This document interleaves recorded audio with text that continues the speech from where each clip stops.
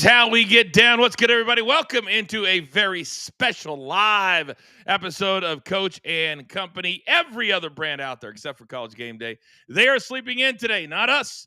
No, on this Thanksgiving Day weekend, we are live this morning. Also, a quick programming note, if you're a pro wrestling fan, Survivor Series on ESPN is tonight.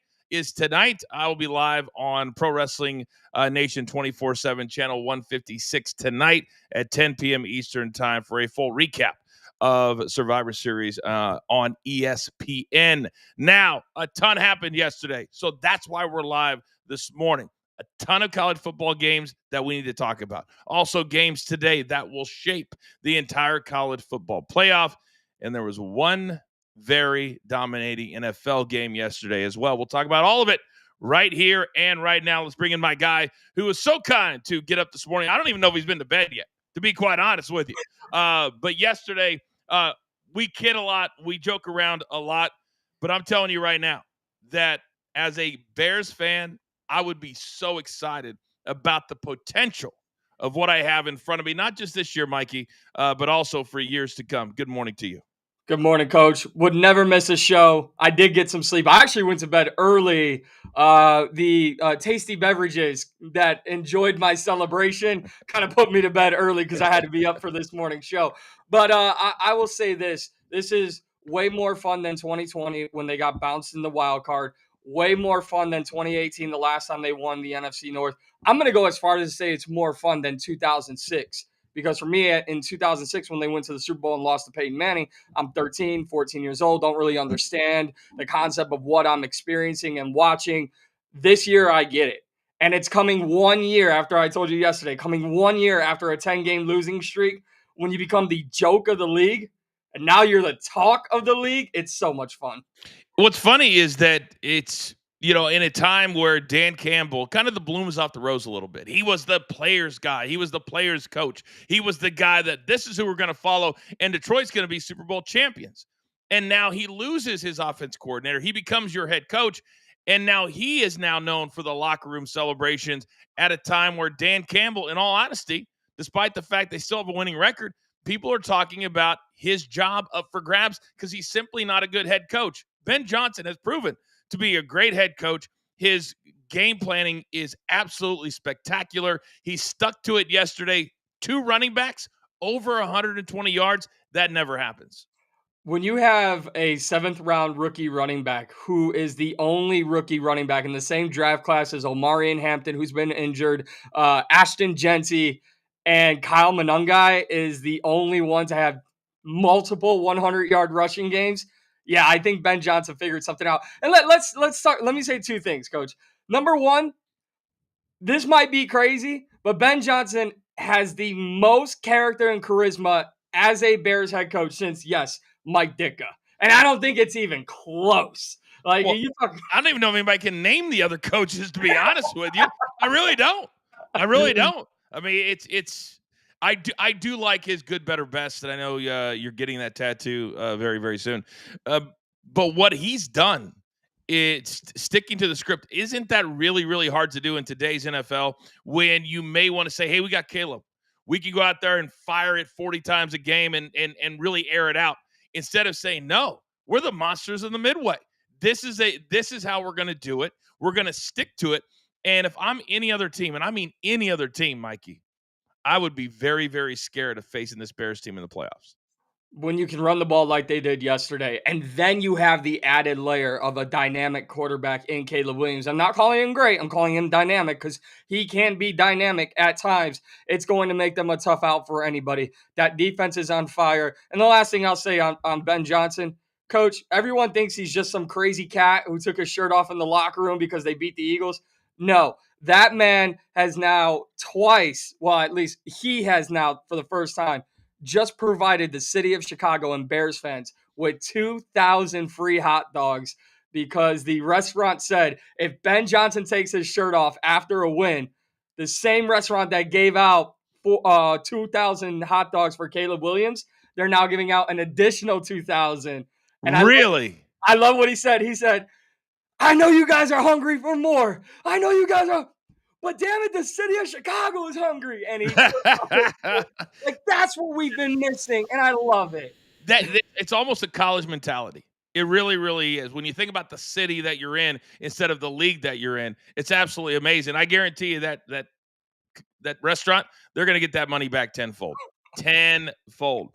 All right, let's move on to the reason we're here today, and that, of course, is college football. By the way, shout out to our very valuable premium members, JC1, Walsey, up early this morning in the chat. You guys mean the world to us, and we can't thank you enough for your support. So yesterday, the biggest story is Lane Kiffin. We'll get to that, but we got to do this in order because you had a team that had a bye locked up. They had a high seed locked up, and Texas A&M went out yesterday and not only laid an egg, I think really exposed themselves as their offense not being as good as what they are. But then on the flip side, it's going to be a really big story on whether or not Texas will get in. Because like Sarkisian said, we played Ohio State, their closest game. We forget that, Mikey, because it was week number 1. He said, should we not play that? Because he said at 2 losses, we're a lock. At 3 losses, are we not? I thought his post-game presser on the field was very telling. What is your take on the game and also where you think either one of these teams will ultimately land? I need to expose myself very quickly. I did 2 things incorrectly yesterday. I called him Kyle Manunganai. I added an extra syllable. I meant to say Oh, Kyle Soupy was Manunganai pissed. is the guy. That's what I meant to say. And then I also said Texas A&M was going to win by double digits. What I meant to say is Texas am going to win. And so my apologies to the Longhorns on that. Arch Manning looked great. I mean, that was top to bottom a dominant performance by the Texas Longhorns. They deserve to get in. What have we talked about all college football season, Coach? It's not who you beat, it's how you beat them. And when you dominate the Aggies, I don't care about a week 1 loss to Ohio State, which, by the way, was a 1-score game. As bad as Arch Manning looked, it was still a 1-score game. Probably the closest game Ohio State has had all season. However, the Aggies will probably, in my opinion, fall down to probably 7 or 8. I think that's fair to say, and I think Texas will get in. So there's 3 layers here. There's the getting the bye, there's getting the home game, then there's just getting in. That's kind of what we're discussing today. And A&M, it's crazy now that the winner of the championship games doesn't automatically get a bye like they did last year. I love that change. So now the eye test has become a really, really important thing. So when you look at Texas and you lay them out against every other team, obviously results matter. But taking all the results out of it, should Texas be a playoff team? My answer to that is yes, they absolutely should. And if you don't reward them for playing Ohio State, now what did the announcer say last night? Oh, they lost to Florida. Florida was a horrible team. This is the SEC. And every single week, if you take your eye off the ball, you can lose to any team in the SEC. So to me, the Florida loss isn't all that bad. Does the committee like Steve Sarkisian? I don't know. But I think some of these personalities don't you come into play when they're thinking about it? Not only that, the committee's going to love the Arch Manning. Think about how much we're going to get Arch Manning, more Manning commercials, more everything. More Manning in your life is more money in your pocket. I mean, it doesn't matter if it's Peyton, Eli, or Arch. You're getting more money. But how about what else Steve Sarkisian said, Coach? He said last year's runner-up in the national championship lost to Northern Illinois. They still made it. Yeah, and Notre Dame lost to Northern Illinois. What are we actually holding against Texas right now? Ohio State, Florida, that's not Northern Illinois. I think Sarkisian hit it right on the head. I think they should be in, and I think they might be a threat. And look at Notre Dame. They lost too early and then have gone on this run, and that's why nobody remembers the loss they had this year, let alone Northern Illinois last year. So we'll see. Texas A&M, I think we can agree that not making to the SEC championship game, it's going to be Georgia is in, Alabama with a win today. We'll get to that game. They would be in as well. But Ole Miss, they are the story of the weekend. The gift that just simply keeps on giving. Lane Kiffin, and it reminds me of when Nick Saban years ago told me when I was doing First Take. He said that Bill Belichick just loves to mess with people. He just loves to troll. And I think Lane Kiffin is such a beloved character in the game. He understands that it's not that serious. He'll do interviews in the middle of second and third down. He doesn't care. But I feel like the trolling has gotten to the point where it's now taking away from what his team can actually do. They're not a juggernaut, Mikey. They're not a team that's been there a lot. This is big for the university, for the city, for everybody. And he's messing with that.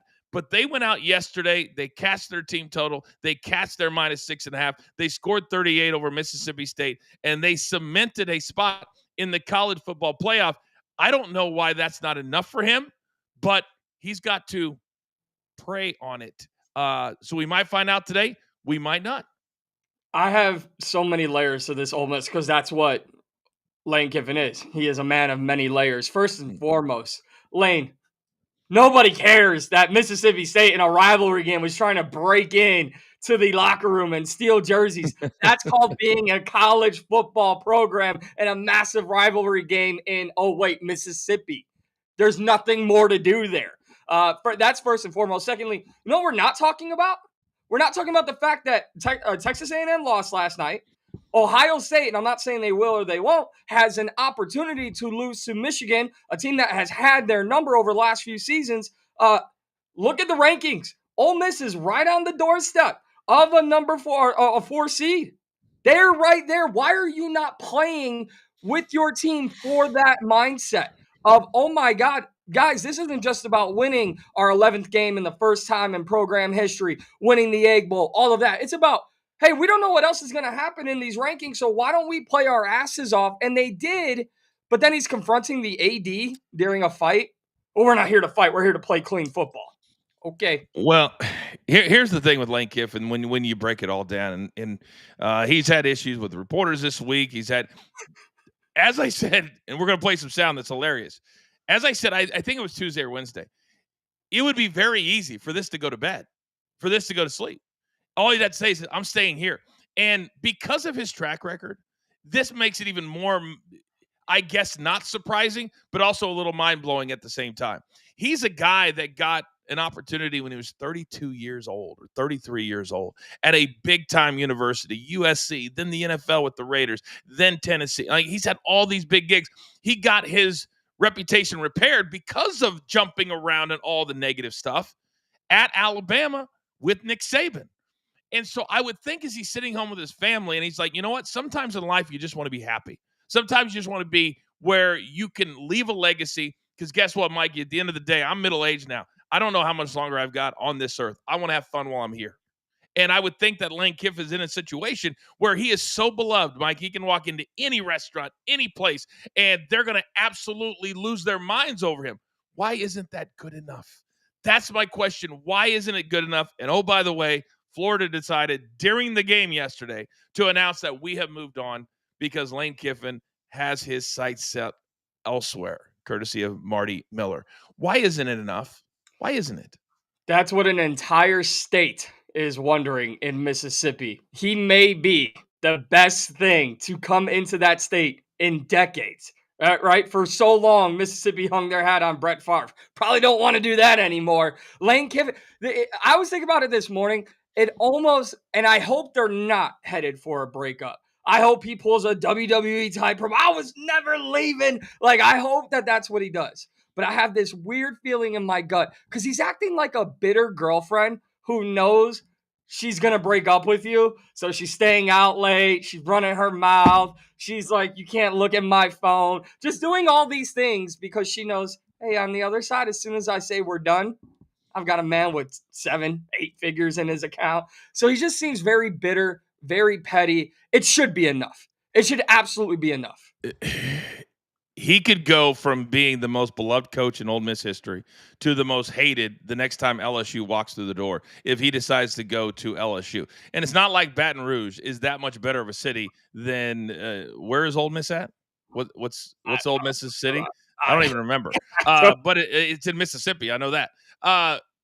So I thought you thought we'd have some fun today. And during the week, if people at home didn't know, He was called certain names because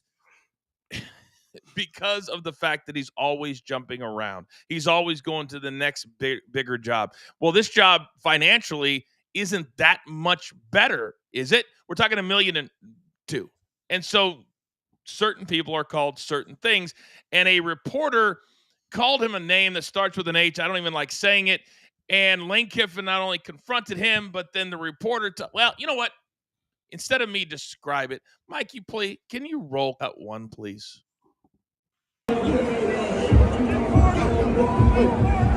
Oh. So you want to walk in here and call me a hoe? We'll see how it goes. But when you call someone a hoe, that's a different level of stuff. Can't make hoes into housewives, or something like that. That's about as bush league as stealing Trinidad's jersey, like Mississippi State did last night. Luckily we got another one. So I ain't got any respect for that. I don't either, but that wasn't the comment. The comment was, you can't turn a hoe into a housewife, hoes don't act right. It's not calling you a hoe, it's about commitment. And that's what really the question is. You wanted the commitment from people were asking about where you're committed to, you're still not doing so. So you don't think there's anything wrong with getting upset about something so innocuous as that, paying attention after a win, especially in the ball?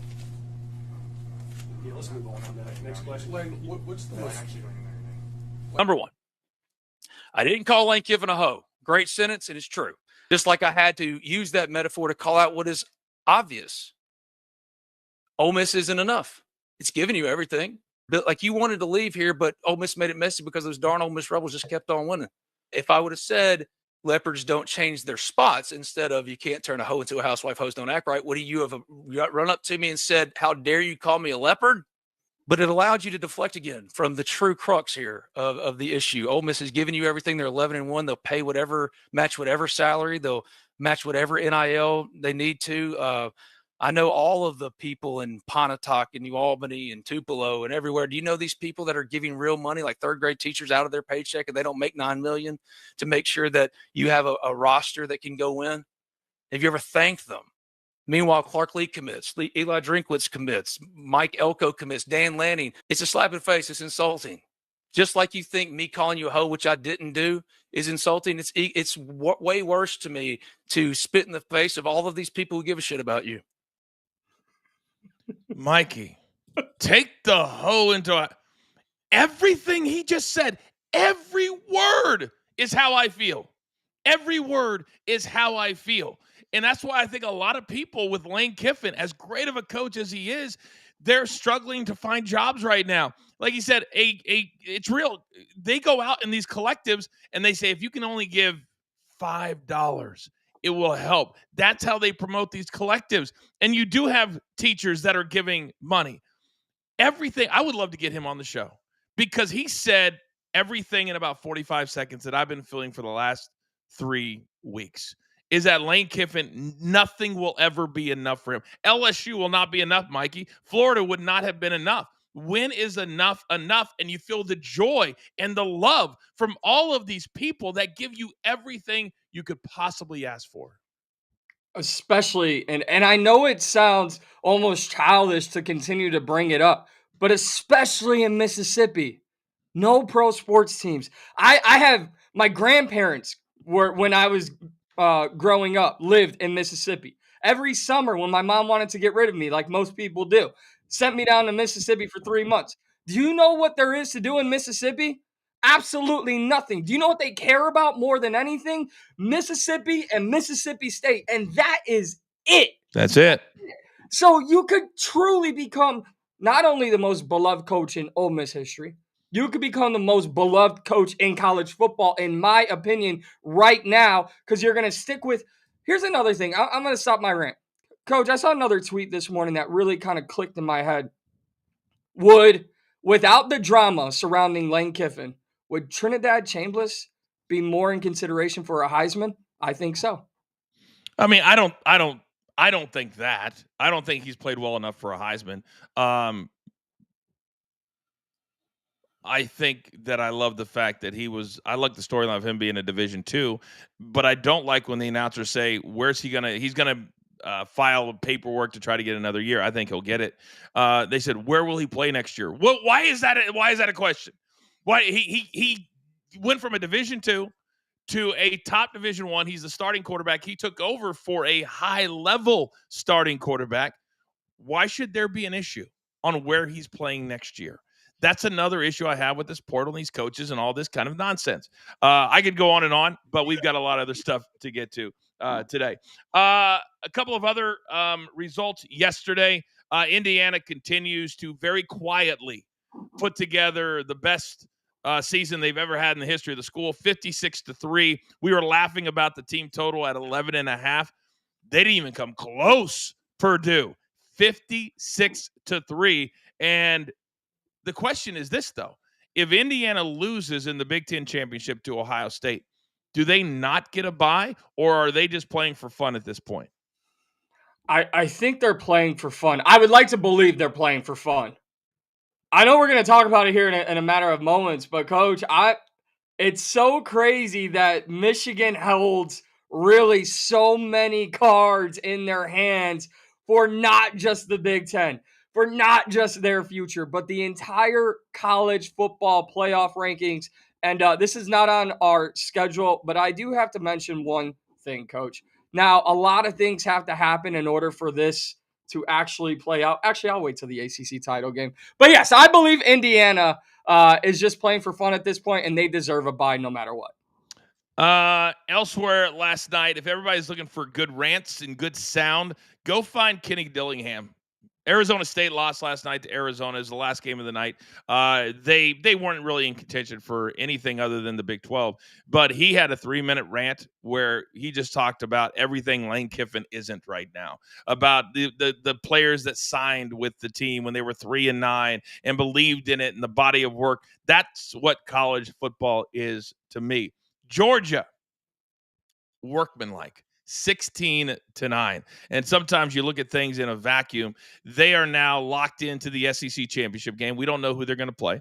They are the only loss on Ole Miss record. And Georgia plays to win, Mikey. They don't play for the eye test. Kirby Smart does not care about the eye test. But if Georgia wins the SEC championship, they should be one of those buys. They should be. At this point, do you take anything away from just a 7-point win over Georgia Tech, and now the Yellow Jackets are officially eliminated from any playoff consideration? No, I don't, because Georgia, more than any other program, in my opinion, outside of maybe Ohio State, been there, done that, proven themselves each and every single year. And sometimes you can prove yourself by just consistently being in the conversation as a national championship contender. So if you do and you just live up to the expectations of what you've put together over the past 5 years, which Georgia has done, then just win football games. We don't need the eye test. We need the eye test from the Ole Miss Rebels of the world and some of the Texas Techs of the world. If you haven't been here, you got to prove you belong here. And Georgia, just get the dub and move on. We'll see you guys in December and January. Just get the dub. They have become kind of the new Alabama of college football. They are the standard. And I think Kirby Smart knows it. Kirby Smart understands what Lane Kiffin and some of these other coaches, when they sit at home, they go, man, what does the committee think about us? He doesn't have to worry about that. The committee knows that if they put Georgia in a certain situation, they're going to show up, they're going to show out, they're going to sell all their tickets, all of it. And that's exactly what Kirby Smart has brought after he left where? Alabama. All right, let's now morph into today, because coming up at noon Eastern, College Game Day is there. Big Noon Saturday is there. It's the best rivalry in all of college football, and it is not close. There's a reason why Eddie George in the Heisman commercial can't even drive into Michigan. It's that nasty. They're laying 10 on the road against a Michigan team that is ranked 15th.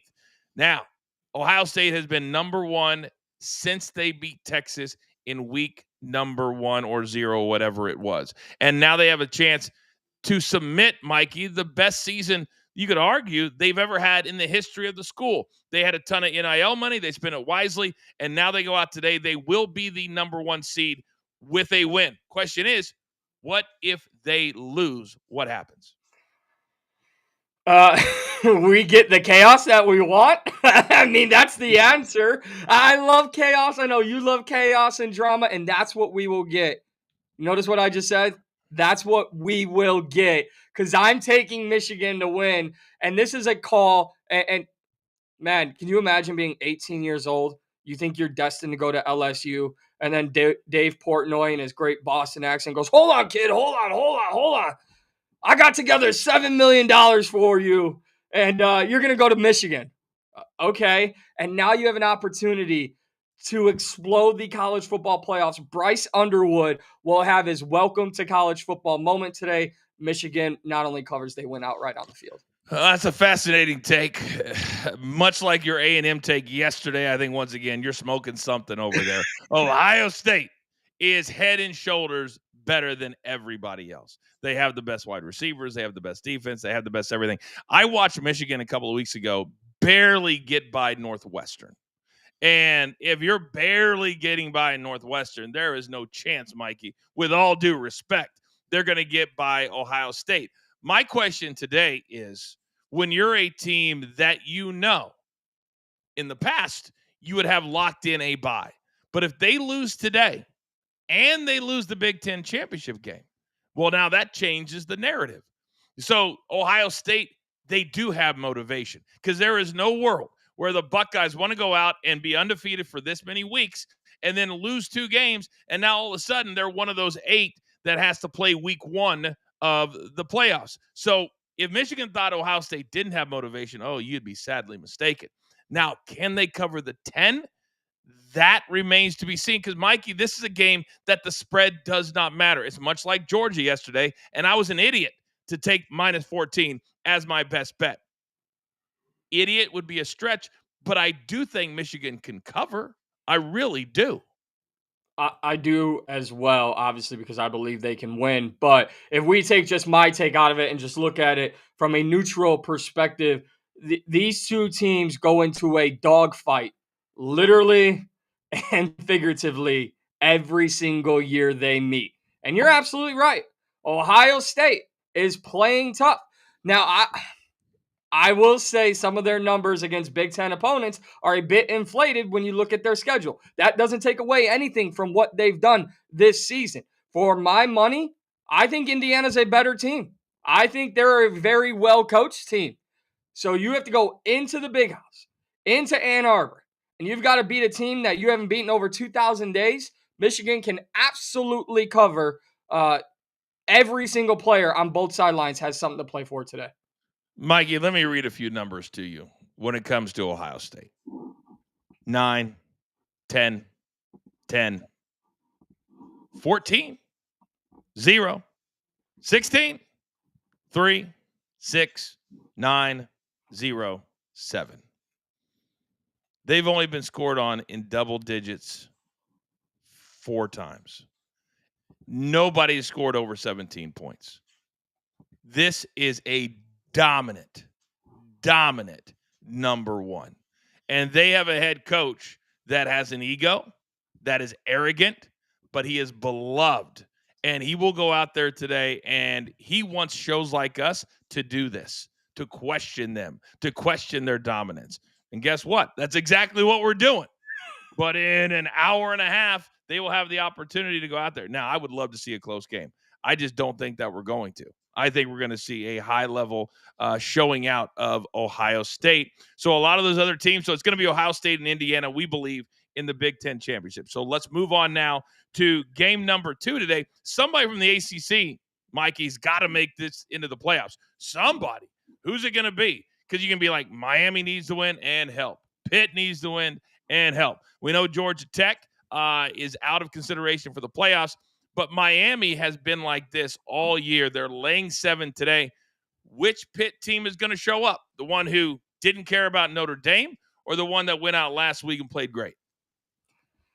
I really, really hope Miami just takes Pitt behind the woodshed, Coach. And that's the nicest way I can put it. I do not like this Pitt team, and it has nothing to do with any best bets or anything like that. I think Miami, with Carson Beck and some of those young playmakers on that offense, and their defense is really, really good. I'm talking about a Miami Hurricanes defense we haven't seen in years. I believe Miami covers. I think Miami can cover about 35 of this 49.5 total. I don't know if Pitt can get there. I like Miami to cover. I'm staying away from that 49.5. So there are two losses when you look at it. They've been doing their best the last few weeks. They beat Virginia Tech by 17, NC State by 34, Syracuse by 28, but they lose to SMU. That was a bad loss. If they wouldn't have lost that one, we wouldn't even be having this discussion. This would be Miami's going to get in with a win today and in the ACC championship game. When you talk about these two teams and this conference, should they adjust, or is it almost a hindrance sometimes to have to play the championship game?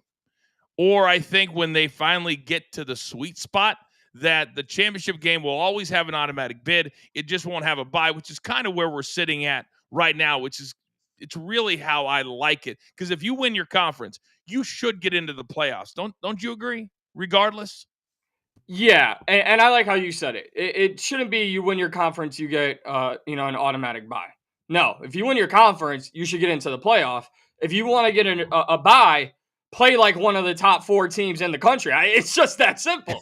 I mean, I've seen so many comments and conversations on social media about this exact topic, and just play like a top 4 team and you'll get a bye. For me, it's that simple. But if you win the ACC, you should get in. Now, Coach, I mentioned I wanted to bring something up in this game. Yeah. I believe Georgia Tech, I don't have the exact scenario in front of me, and I'm not sure if it changed after last night, but at the bottom of the ACC, today will be Syracuse and Boston College. These two teams nobody cares about, but their game could directly affect because of head-to-head conference opponents and record against conference opponents. Their game could directly affect who we see in the ACC championship game and possibly the college football playoff. And I think that's absolutely hilarious. It really is. As you were describing that, I'm scrambling to get into the recap going, okay, what does Georgia Tech have to the crazy part is though, that Georgia Tech, I mean, it would be a long shot for them to get in. But so here's what they need. Georgia Tech needs, quote, help to get in. They need Miami, Virginia, and SMU all to lose today, and they would get into that's all they need. That's all they need. Just you need, 3 of the best teams in the conference to lose, and you get in. Georgia Tech, don't book play for next week because it's not going to happen. By the way, another because we're kind of going by time here. Another noon game today that absolutely we're not going to graphically hit on it, but Mikey, at noon today, Texas Tech, they're kind of under the radar when it comes to the Big 12. They've been dominant. They had one bad loss. They're playing West Virginia, which is one of you're on an incredible streak when it comes to the upset special. West Virginia, they've been playing good football. They get Tech at home today. Tech wins, and they're going to be in the Big 12 championship. Can Tech stub their toe? Also at noon Eastern with the Ohio State game and with this Miami Pitt game as well. Well, I'm worried about the spread, Coach. That spread is 23.5. Whew. Not only do you want to cover the spread, not that they truly care about it if you're Texas Tech, but if that's what the odds makers put you at, then you need to play like a team who's a 24-point favorite, which means what? Your defense has to be firing on all cylinders, and I absolutely love the Red Raiders defense. But West Virginia, as we've seen over the last few weeks, like you just said, trending up, a team that beat Houston. Now, Houston's not cream of the crop, but they were a ranked team. If you're at Texas Tech, you can not only not sleep on West Virginia, you've got to really dog walk them in this game, and you're going to have to make a statement because there's a possibility that there's a top 4 seed at play here now. No doubt. Right now, they're number 5. Right now, they are number 5. And when you look at their recent results, and I can go back 5 games, I know that's over a month. On Saturday, October 18th, Arizona State beat them by 4. Okay. West Virginia only lost to Arizona State by 2. If you want to compare common opponents. But since then, Tech has won by 42, 23, 22, and 39. It was almost as if they had a little bit of a wake-up call. So which team? I'm guessing the one from the last 4 weeks and not the one against Arizona State, but they have to protect against it. And West Virginia is an incredible environment. It will be an incredible environment today. So keep your eye on Tech. And it's almost like you want to lay the 23.5 and say, prove me wrong, because that's a number you give at home. That's not a number you give on the road, not by a long shot, in my opinion. All right, game number 3 graphically that we will support today. And this one, I think when you're talking about ramifications, maybe a little bit of Heisman invite at stake here. Is it a playoff?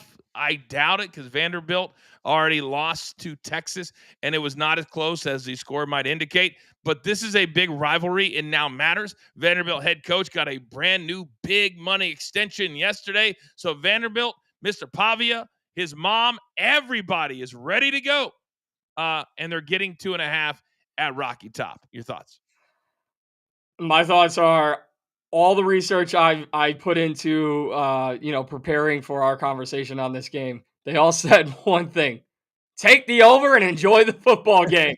And that's it. Like, we're going to have so much explosive offense between these two teams. I'm thankful it's the afternoon game, because, as you know, we've got a lot more going on in the world of sports all weekend, but especially today. This is kind of a beautiful spot for Vanderbilt and Tennessee to have all eyes on them for the most part, but it's going to be a wild environment. I don't think it affects the playoffs at all. I don't believe it affects really anything, but you said Diego Pavia's Heisman candidacy, and I agree with you on that. It would just be fun for Diego Pavia to go into Tennessee, get this win, kind of put a stamp on his season, and we could all say that was fun. Let's not forget, because we do a lot. And by the way, Andrew Cowboy, we've gotten a lot of new names in the chat today. Andrew Cowboy says, can we just flush the ACC? I think a lot of people would like that. I really, really do. The entire conference is laughable. Pavia is such a unique character. And when you throw in the off-the-field stuff with the comedian and mom dating, and then the comedian, what's his name? Theo Vaughn. Theo Vaughn, yeah. And then he walks out on the field on senior night like he's, dad. I find it all hilarious. And at 66.5, though, it's almost, if you like playing unders, which we don't here at the brand, you're almost like, prove me wrong. But Tennessee, with their, I think, dynamic quarterback that could be a pro, but Pavia's not going to be a pro. This is kind of his swan song. But Mikey, they still get millions of dollars for getting into a big bowl game that's not in the playoffs. Just not the tens of millions. But there's still a lot of money at stake. When you pay your coach what's he making? 9-10 million a year now on that new deal. You need that bowl money, don't you? You do. You absolutely do. I just think this is what I love about this game. When there's all those bowl games, and I don't care about the Rocket Fund ABCDEFG bowl. Like, I don't care about those bowls. I care about Vanderbilt and Tennessee on November 29th playing for a bowl that's going to matter closer towards the holidays, one that we're not going to fly over. And these kids know that.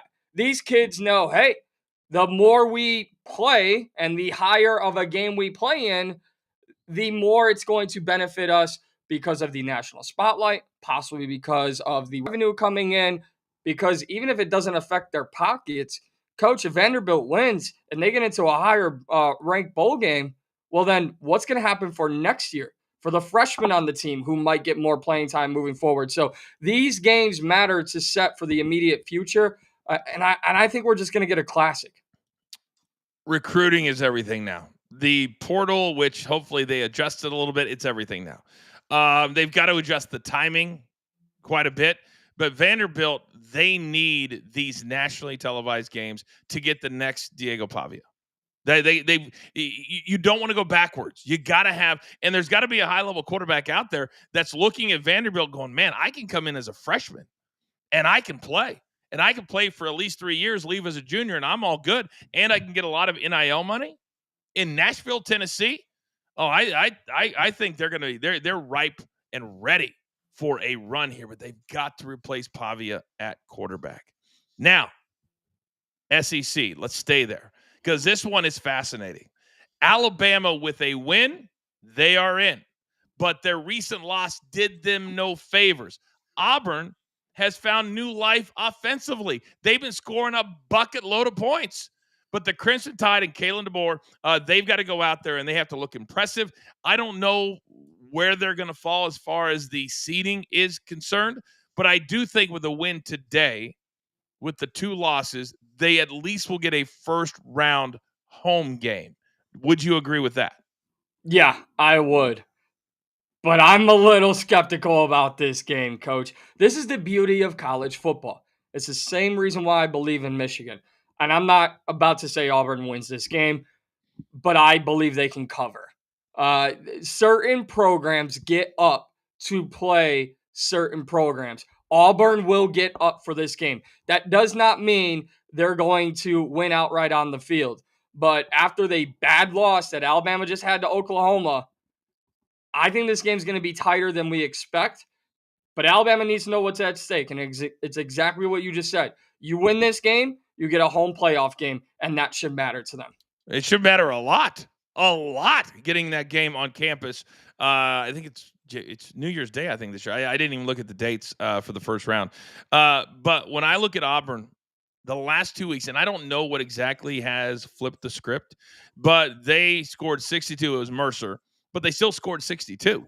And then against Vanderbilt, they took them right down to the wire. They scored 38 against Pavia and those boys. So against Arkansas 4 weeks ago, they scored 33. So they're starting to figure it out. And we know that Alabama has had a couple of games this year, been very, very squirrely. Florida State, that was a long time ago. But guess what wasn't a long time ago? Their most recent loss, which was Oklahoma. And Oklahoma went into Tuscaloosa in that crazy environment and beat them 23-21. So in your opinion, yes, Auburn could win the game. But how good do you really think Alabama is? I think their ranking on this graphic is exactly where I believe they are in the country. Not a, upper echelon top 10 team. They were a number 10 team. And I know being a top 10 team is nothing to scoff at, but I believe they could fit in anywhere between 10 to 15. And that's not a disrespectful comment, I believe. I believe they have a lot of work to do, and Oklahoma beat them on their own field. And that said a lot to me because I believe in the Sooners. I believe the Sooners have a very good defense. What I want to see, yesterday I got lucky and I called out Kyle Monangai for the Chicago Bears. I'm going to call out one player today, Cam Coleman of the Auburn Tigers, a guy you've probably not heard of. 6'3", 200 pounds, sophomore, has 52 catches, 682 yards, and 5 touchdowns. And, Coach, let me tell you this. I've watched a few Auburn games. This kid makes the catches that you'll either, and I hate to call you out here, you'll either text me about or go to social media about. I appreciate when you text me because it means you actually want to talk to me. But Cam Coleman is a guy, one hand grab, 16 yards, 30-yard bomb. I love this kid. He's insane. And that's my social media person that texts you. It's never really me. By the way, JC once said this game goes over 66.5. It feels like this game is up towards 80. I'm sure he's talking about Vanderbilt, Tennessee. Yeah. But that would be absolutely amazing. The one, and we'll move on from this. I was getting ready to go into, we were talking about Oklahoma. And graphically, we're not going to support it today. But isn't it a little bit ironic that Oklahoma, 5 weeks ago, I said there's no way with their schedule that they're going to be able to make it to the playoffs. And all they've done is go out and just systematically, they have just taken down one. I'm trying to find the game here real quick. One big name team after another. Here's their last several weeks. Missouri, they win by 11. Missouri's been a ranked team the whole year, Mikey. Mhm. The week before that, they beat Alabama at Alabama. The week before that, they beat Tennessee at Tennessee. The week before that, Ole Miss came back to beat them by 8, but then they beat South Carolina.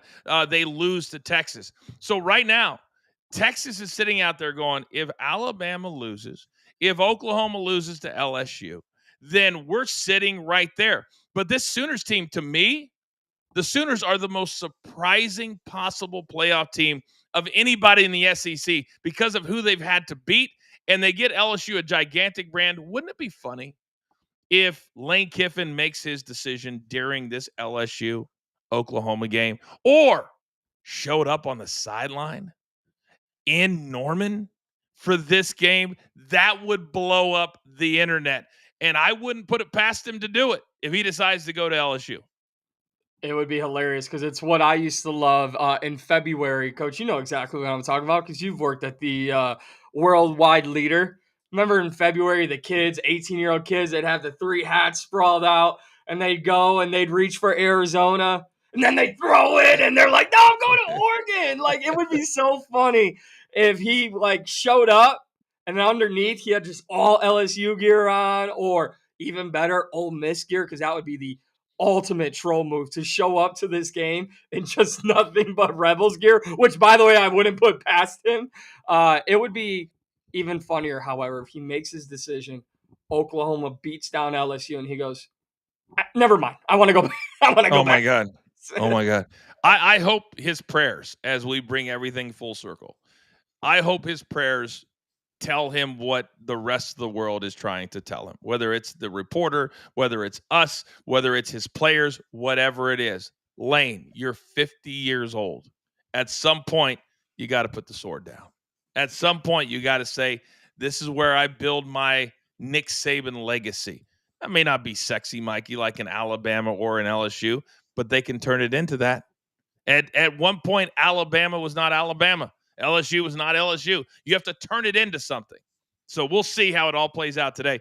But I'm praying, Mikey, that he does decide today, because this decision should have been decided a week or two ago. So do you think we'll get it today, or we're going to have to wait until Sunday or Monday? I hope we get it today. I believe we will get it today. He kind of put himself on the spot too, because he said, I got to pray on it for tomorrow. So let's go, Lane. I'll say this. If it gets towards the end of the night and we haven't heard anything, he's going to LSU.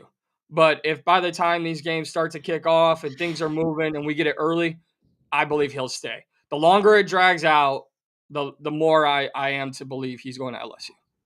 And the reason he's going to be public enemy number one is this, because Ole Miss, like that young reporter said, has offered him everything they could possibly give him. There's nothing anybody else will offer him that's more than what they've offered. So if he leaves, Mikey, it's because he just didn't want to be there. It had nothing to do with money, had nothing to do with NIL collectives. It just, he didn't want to be at Ole Miss. And that will turn all of those fans on him in a heartbeat. Now, we have a chance today. We have one more thing that we have to do. A chance for you to go undefeated in your upset special of the week. And there is a game out west that if Oregon can win, they're very much positioned very well in the football playoffs. Where is your upset going today? And I know you're feeling the pressure. I am feeling the pressure, but the Huskies will be barking against Oregon. I almost want to say they win this game outright. Here's why. Washington's at home, and I am taking this, and I do want to credit where I got this information from, and I believe it is rotoballer.com. Husky Stadium does not get the credit they deserve as one of the toughest places to play in college football. Let me read this nugget to you here, Coach. Washington, outside of Ohio State, Washington is 5-0 with a scoring margin of 237 to 88 at home. I mean, Oregon is not the Oregon of 10 years ago. Dan Lanning is a very good coach, but how much emotion did they lay to waste against USC last week? Damon Williams, the quarterback for Washington, has proven to be one of the better quarterbacks in the conference, and Jaden Maiyava just threw all over this Oregon defense last week. So all we need, I hate that we don't have a hook because we might get another push, but a push is not a loss. So let's close out this regular season on top. I would love to see it. I would love to see it. I would love to have an undefeated upset special in our first fall as a brand. I just don't know if we're going to. I just really don't. But we'll see. That's why they play the games. We've seen crazier stuff happen. All right. We will be live tomorrow morning at 10 a.m. Eastern time to get you set for the full day. Remember, limited number of games because of the 3 that were played on Thanksgiving and the 1 on Black Friday. But still plenty of things to talk about as they really position themselves for the month of December and the stretch run to the end of the season. Mikey, final take time. What are you most looking forward to today as our fandom, I guess, ramps up for college football? Lane Kiffin's decision. And it sucks because there's so many good games today. I am excited that it feels like the most important games of the day seem to have their own spotlight. And I love all these, TV companies bringing together multi-view. Today feels like a day. I don't know about you, Coach. I do enjoy watching 4 games at a time sometimes. Today feels like a day where you can just watch one game. Yesterday was the first time I used that multi-view on ESPN. They had Ole Miss and I can't remember the other game, but you can hit and it lights up the box. You get audio of the other one on an iPad, a little small, but I didn't hate it.